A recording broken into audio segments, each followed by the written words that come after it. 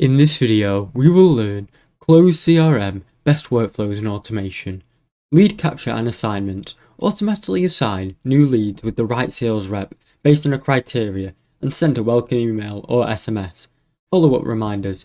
Trigger automatic follow-up tasks and reminder emails after meetings and calls or stage deal changes.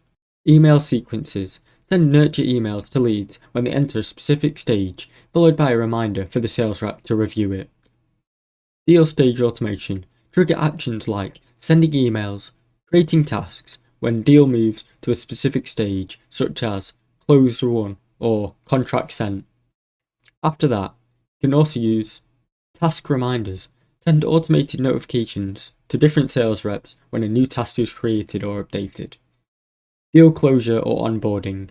Trigger customer onboarding tasks and emails when a deal is marked as closed. Thanks for watching. Don't forget to like and subscribe.